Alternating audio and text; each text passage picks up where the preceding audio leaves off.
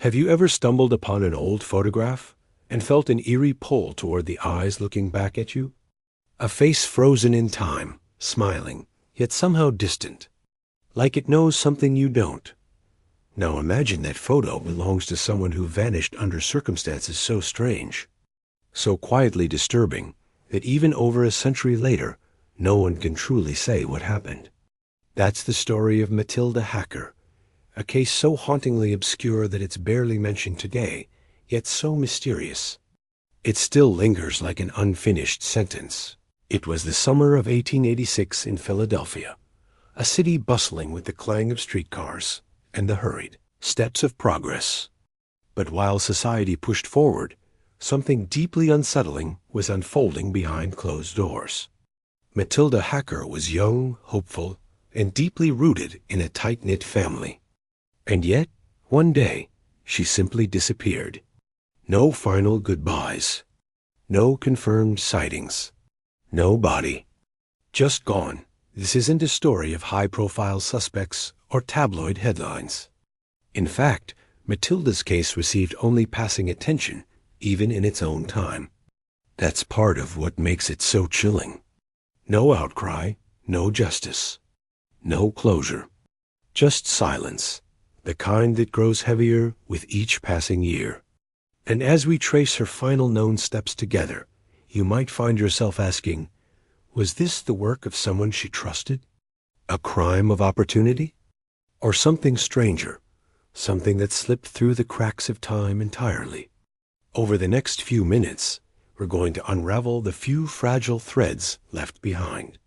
We'll walk through the alleys of history and the whispers of old newspaper clippings, where Matilda's name occasionally flickers like a fading candle in the dark.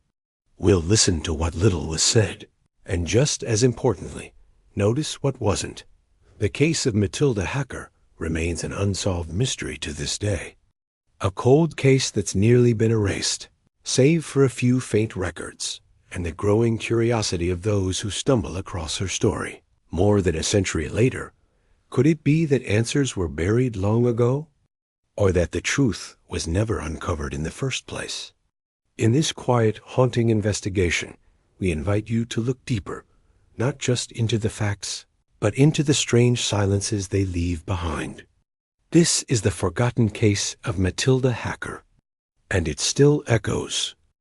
Before her name faded into the footnotes of history, Matilda Hacker was, by all accounts, a quiet presence in a world just beginning to move quickly. Born in 1866, just 1 year after the Civil War officially ended, Matilda entered a country that was rebuilding, reshaping itself from division, scars, and sweeping change. But in her small corner of Philadelphia, life moved slower, simpler, safer, perhaps, or at least it seemed that way. Matilda was 20 years old when she disappeared, a young woman on the cusp of adulthood. Her family lived in the Southwark district, not far from the Delaware River, in a modest row house tucked among cobblestone streets and narrow alleyways. Her father, John Hacker, worked as a cabinet maker, skilled with his hands and known in the neighborhood for his discipline and quiet pride. Her mother, Anne, stayed at home, as most women did at the time, managing the household and caring for Matilda and her 2 younger brothers, James and Samuel.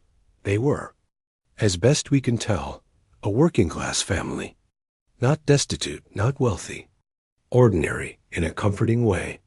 You can almost picture it, can't you? The sound of the wooden door creaking open on a hot summer day. The clatter of dishes being washed after supper. Neighbors calling out greetings as they passed by. It was a life built on routine and familiarity, the kind of life where everyone knew everyone else's business. Which is what makes what happened to Matilda even more difficult to grasp. From an early age, Matilda was described as thoughtful, even shy, not withdrawn, but careful with her words. She had a love for needlework, often stitching embroidered patterns onto handkerchiefs or pillowcases. A few pieces survived, delicate, intricate work that showed patience and a steady hand. Sewing wasn't just a chore for her. It was something she enjoyed, something that gave her quiet satisfaction. She was also said to have loved reading, particularly romantic novels and serialized stories in women's magazines. That's how she learned about the world, not from travel or schooling, but through fiction. In that way, she was like many young women of her time, living in a confined world, yet dreaming beyond it. Those dreams, however, were tempered by the expectations placed upon her. Marriage, family, duty. That was the path laid out, and she walked it without complaint. By 1886, Matilda was still living at home, unmarried, which wasn't unusual. But at 20, it did raise a few eyebrows. Some reports suggest she may have been courting a young man named Edward Fleming, a clerk who worked at a nearby dry goods store. But nothing official was ever announced, and no engagement followed. Others claimed Matilda had grown more reserved in the months leading up to her disappearance, quieter, more introspective. Was it just the weight of adulthood, or something more? We'll never know for certain. But what's clear is that Matilda was loved. Her parents, despite the rigid norms of Victorian family life, seemed protective of her. Her brothers adored her, especially Samuel, who once described her as the gentlest person I've ever known, according to a later family account. She wasn't the type to make waves. She avoided gossip. She obeyed curfews. She helped her mother cook. She went to church every Sunday, in essence. Matilda Hacker was the kind of person we might overlook in the annals of history, because she didn't seek attention. She blended into the rhythm of daily life. She was never loud, never disruptive. But perhaps that's why her story cuts so deeply now. Because when someone like that disappears, someone whose very nature is to remain close, grounded, safe, the absence feels even sharper. It's as if the universe made a quiet mistake. As if someone slipped away who never should have. There were no hints that anything was wrong. No signs of a scandal. No known arguments. No run-ins with danger.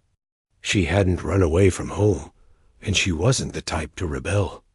Even Edward Fleming, if their relationship was real, never reported anything strange. Matilda simply vanished, and yet, even in her absence, she leaves a vivid impression. We imagine her at the window, watching the horses pull carts through the street.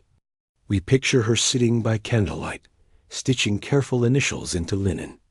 We hear the rhythm of her footsteps across the wooden floorboards of that narrow home on South 6th Street.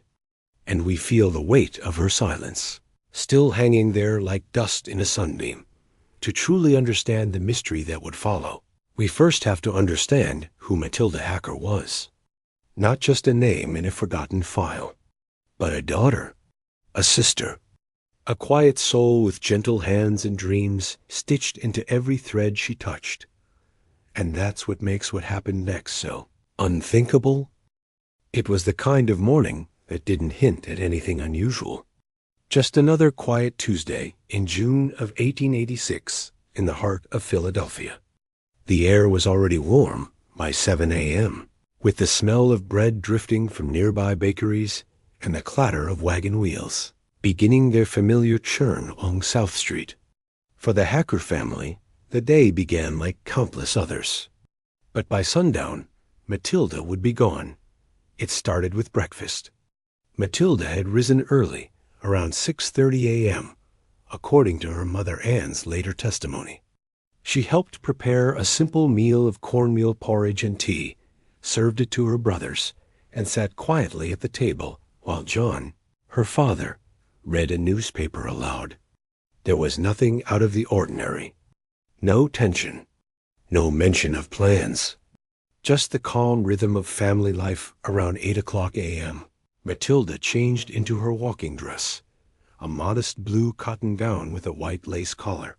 She pinned her hair back and tied her boots, all as usual. Before stepping out, she told her mother she was going to run an errand, possibly to pick up thread or fabric from Mrs. Lone's drapery, a store just a few blocks west. It wasn't unusual. She'd gone alone many times. Still, Anne asked her to return before noon to help with lunch. Matilda smiled, nodded, and stepped outside. That was the last time her family ever saw her. Witness accounts place her heading west along Christian Street around 8:15 a.m. A neighbor, Mrs. Eleanor Riggs, saw her pause briefly at the corner near St. Paul's Church, seemingly adjusting her shawl. She was alone, calm. No one appeared to be following her, but something strange happened next. At 9 a.m., the clerk at Mrs. Lone's shop, Margaret Doyle, later reported that Matilda never came in that day. She even double-checked with her employer because Matilda had been a regular customer. "We always chatted when she came in," Margaret said. But that Tuesday, she never showed. So if she left home at 8 a.m. and was expected at the drapery store by 8:30 or so, where did she go? More confusion surfaced when a local postman, Thomas Leary, claimed he saw Matilda further west, near the Schuylkill River, well out of her usual path. It was sometime between 9:15 and 9:30 a.m. He didn't speak to her, but said she was walking alone, looking down, clutching her shawl tightly. That sighting, if accurate, pushed her route nearly a mile off course, in a direction she had no known reason to go. The first sense that something was wrong came around 12:30 p.m., when Matilda hadn't returned for lunch. Her mother waited another hour, thinking maybe she had been delayed at the store or stopped to speak with a friend. But by 2 p.m., concern turned into action. Anne sent Samuel, then just 12 years old, to check the shop and the surrounding blocks. Samuel came back pale-faced. She wasn't there. Mrs. Lones hadn't seen her all day. By 4 p.m., John Hacker left work early to begin searching. He walked from 2nd Street to Broad, retraced Matilda's usual routes, and even checked the small library annex she sometimes visited. Nothing. No one had seen her. No friends. No shopkeepers. It was as if she had evaporated between two corners of a street. That evening, as dusk settled over the city, the Hackers contacted the local constable. A formal missing persons report was filed shortly after 8 p.m., one of the first of its kind in that district. The authorities initially suggested she may have run away, possibly due to a lover's quarrel or personal troubles. But her family insisted otherwise. Matilda had left no note, taken no extra clothing or money, and had made no mention of distress. Still, the theory of elopement lingered. Whispers started. Some pointed to Edward Fleming, the rumored suitor. He was interviewed the next day and denied knowing anything. "I haven't seen her in weeks," he said. "We spoke briefly at church, but nothing more." He appeared genuinely surprised. He even joined one of the neighborhood search parties the following weekend. And then there was the shoemaker, Peter Walton, who worked from a small stall off Passyunk Avenue. He claimed he'd seen Matilda speaking with a man in a dark coat and bowler hat near the South Street bridge around 9:45 a.m. The man had placed a hand on her arm, gently but firmly, as if trying to convince her of something.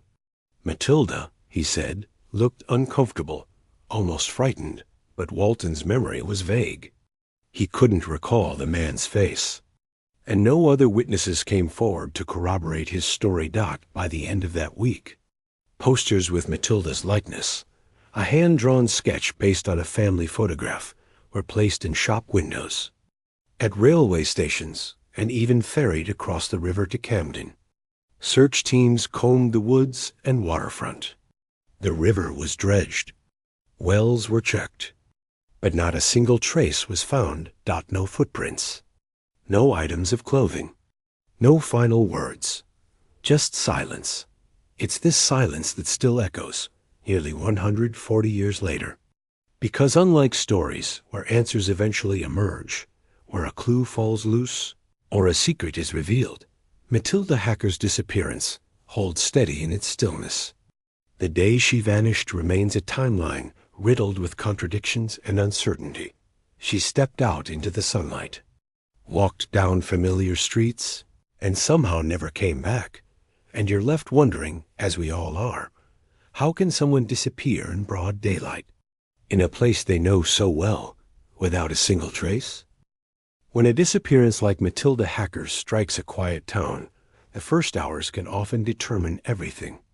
Yet, in this case, the early hours were muddled with uncertainty, missed opportunities, and vague recollections. The investigation officially began less than 12 hours after Matilda was last seen, and from the outset, it carried the scent of something unusual, like the authorities knew they were already too late. Local police arrived at the Hacker residence around 7:20 a.m., responding to a call placed by Matilda's mother, Lydia, who reported her daughter missing from the family home. Matilda had not shown up for her shift at the library, and her phone went straight to voicemail. Her bed was unslept in. Her shoes were missing, but her jacket and purse were still on the hook by the door. It was a cool spring morning, the kind that called for a sweater or light coat, yet Matilda had taken neither.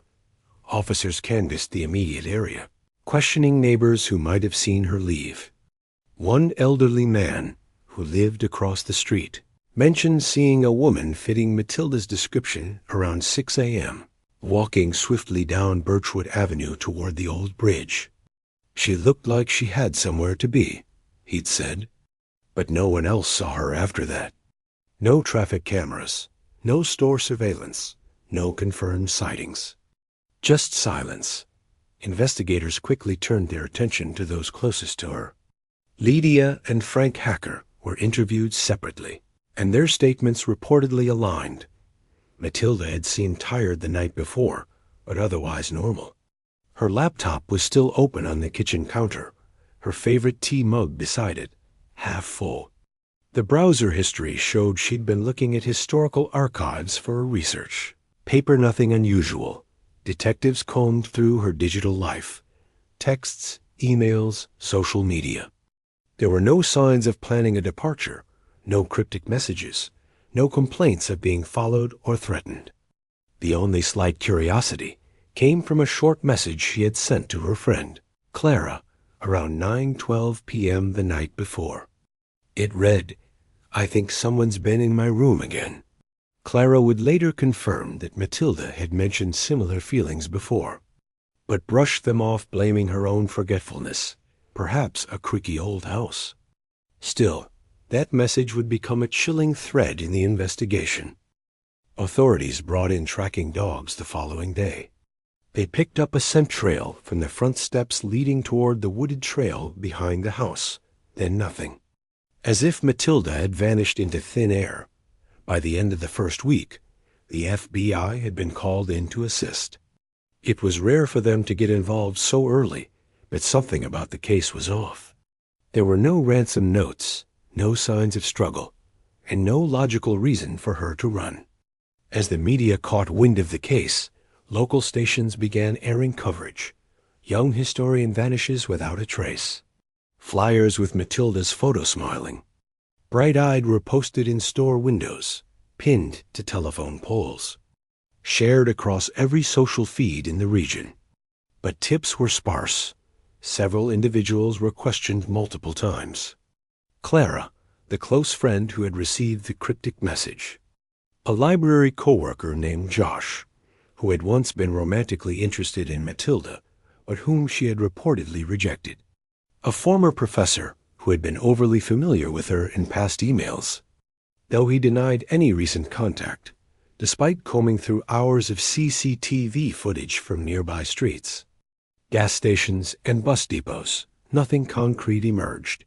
One grainy image from a camera near the park entrance showed a figure that might have matched Matilda's height and hair, walking near the edge of the woods. But the timestamp was off by nearly 30 minutes from the last confirmed sighting. No certainty. No proof. A few weeks in, a search team found a torn piece of fabric snagged on a low branch deep in the woods navy blue, like the cardigan Matilda was believed to be wearing. Forensic testing revealed it did contain traces of her DNA, but that only deepened the mystery. Why would she have been so far from the house? And how did she get there without anyone seeing her?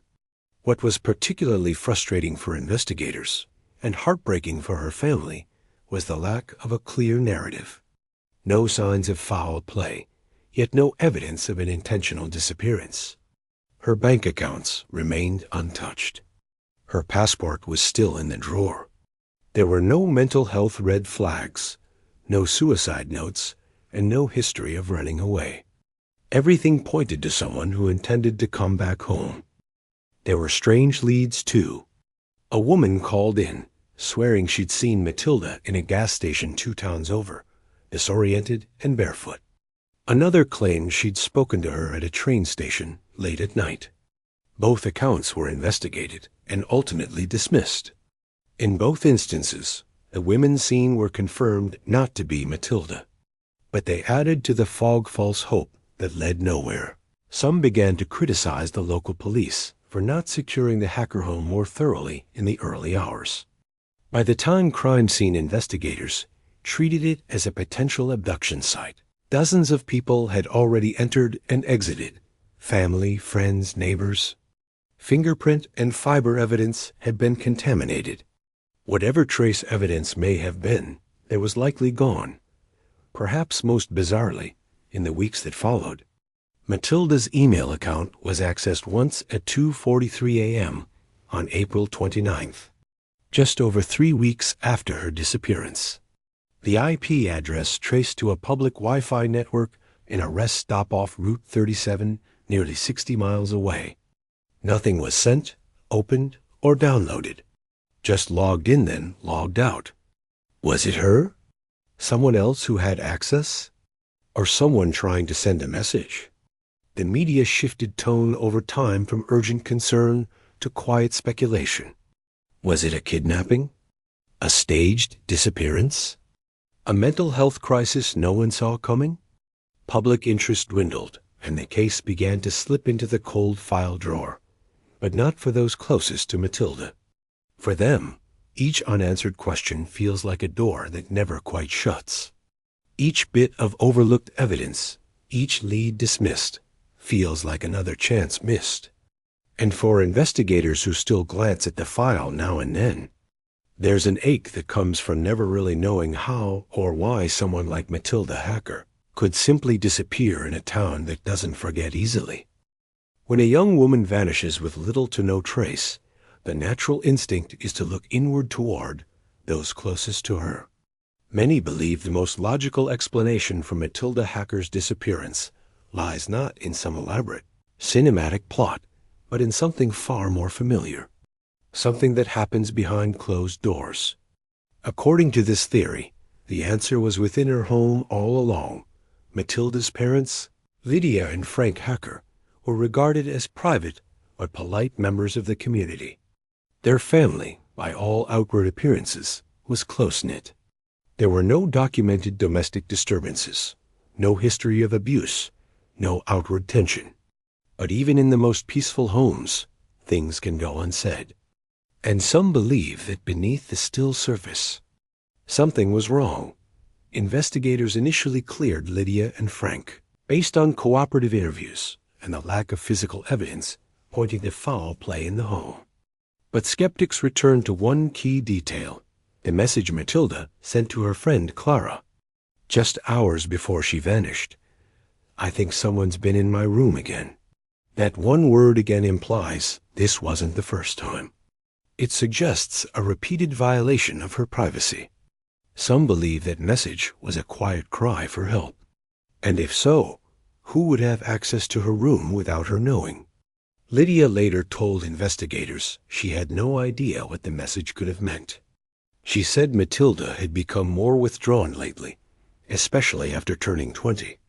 Frank offered similar comments, noting that Matilda was a little paranoid sometimes, especially about her things. They chalked it up to her stress over school and research. But some find their dismissiveness unsettling.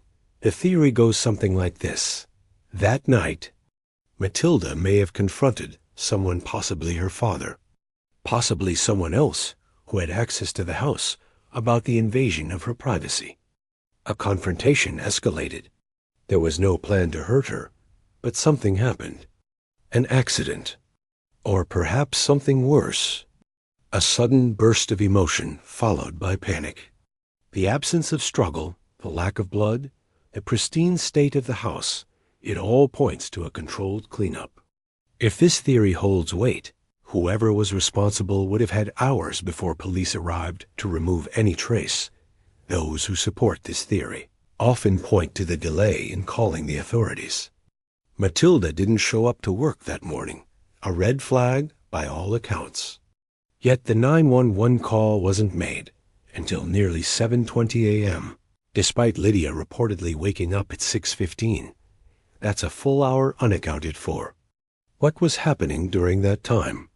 And then there's the missing shoes. Investigators never found them, and they weren't in the house. Could that suggest she left voluntarily? Or were they disposed of along with other evidence in an attempt to stage a departure? The idea that Matilda left on her own is still entertained by some. But again, it clashes with the facts her purse and ID were left behind. Her phone went dead, and there were no travel records or money withdrawals.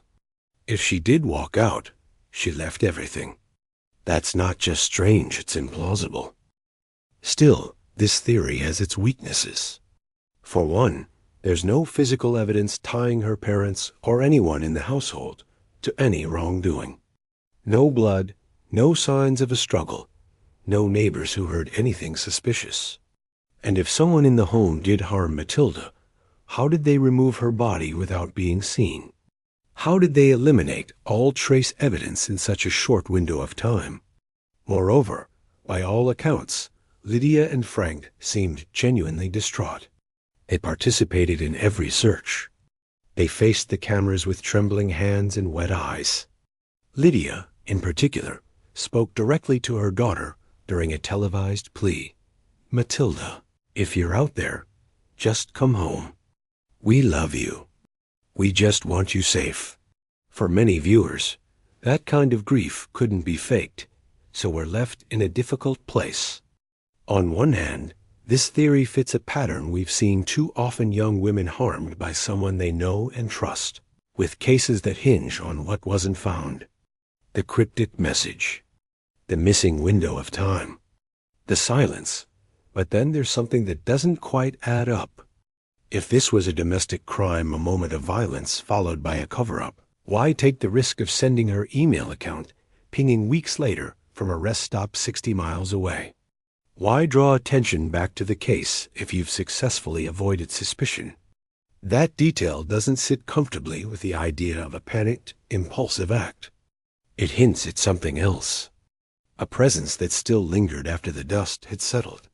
And maybe that's what keeps this theory from being completely satisfying. It might make sense on the surface, but dig deeper, and the cracks start to show. In the end, many still believe this is the most plausible explanation. That someone close to Matilda knows more than they've said. That the truth sits quietly in the spaces between interviews and official reports. But as with every aspect of this case, belief is not the same as proof. And until something concrete emerges, the obvious answer remains just another echo in a house that refuses to speak. There's always that second theory, the one people bring up quietly, almost reluctantly, as if they're not sure they believe it, but they can't quite ignore it either. It lives in the margins of newspaper clippings, whispered across online forums, and passed between locals over late-night coffees. And in Matilda Hacker's case, that theory leads us away from the comfort of logic and into something stranger. Let's begin with the rest stop. Roughly 3 weeks after Matilda vanished, her email account showed activity. It wasn't just a background sync or automated login. According to a tech specialist brought in by the family's private investigator, it was a deliberate sign-in. The IP address traced back to a highway rest stop nearly 60 miles north of her hometown off Interstate 81, in a wooded rural stretch of upstate New York. That alone was enough to reignite the case. Police dispatched units to the location. They searched the area, interviewed staff, reviewed security footage. Nothing came of it. No sightings, no prints, no trace of Matilda or her belongings. But the email login was verified, and here's where things begin to feel off. This wasn't a well-known rest stop. It was small, dated, mostly used by truckers or late-night travelers. No clear reason why Matilda or anyone who might have taken her would go there. And yet, it happened. It's hard not to wonder, was it her? Could it be possible that Matilda was still alive, weeks after everyone assumed the worst? If so, what had happened to her? And more chillingly, was she alone? Some speculate that Matilda may have been abducted, not by someone she knew, but by a stranger who had been watching her. One forum user, who claimed to live just 2 towns over, mentioned a string of unsettling incidents from the months leading up to her disappearance. Unconfirmed, but compelling. Reports of young women receiving strange calls at night. Footsteps in yards. A figure seen watching from the woods near bus stops. Nothing was ever officially linked. But there's a dark kind of thread here, one that's easy to dismiss until you start connecting the dots. Could it be possible that someone had been following Matilda? That the person who had been in her room again wasn't someone in her house, but someone who found a way in from the outside? This theory suggests a far more terrifying scenario. That Matilda's disappearance wasn't spontaneous or emotional, but premeditated. That someone had studied her routines, her weaknesses, her moments of solitude. Maybe they waited, watched, and when the moment was right, acted. If that's true, the rest stop login could be their way of signaling control. Or a cruel game. Or perhaps a mistake. A slip in judgment that left a faint trail. And if it was Matilda logging in under watch, under duress, it may have been her only act of defiance. A flicker in the dark, just enough to be seen. Others point to the local legend that clung to the nearby town of Marston Hill, just 20 minutes from that same rest stop. Stories of abandoned cabins, of strange disappearances dating back decades. It's the kind of folklore you hear in sleepy towns, the stuff of campfire tales. But it's curious that more than one tip led investigators toward that area, even if nothing concrete was ever found. Of course, without evidence, this theory teeters dangerously close to speculation. There's no proof of a stalker, no official sightings, no surveillance that captures a strange car or unknown figure outside Matilda's home. And yet, it's difficult to ignore the way this theory tugs at a different fear. The fear of the unknown. The fear that someone out there can make you disappear without leaving a trace. It's unsettling because it breaks the pattern. Crimes of opportunity are supposed to be messy, impulsive. But this, if true, was clean, silent. A vanishing that defies everything we understand about forensic detection. The unsettling theory doesn't ask us to believe in the paranormal. It doesn't require ghosts or conspiracies. Just one person, one predator, someone quiet enough, patient enough, and skilled enough to walk into someone's life and out again without ever being seen. No fingerprints, no sound, no goodbye. And the hardest part? That theory leaves us with no resolution. If she was taken by someone like that, we may never know. Not unless they make a mistake again. Not unless Matilda finds a way to leave another flicker behind. So we're left to sit with the possibility that maybe the person responsible was never in the Hacker household. That maybe Matilda's story isn't just a tragedy, it's a warning. A reminder that even in the safety of our routines, there are still shadows watching.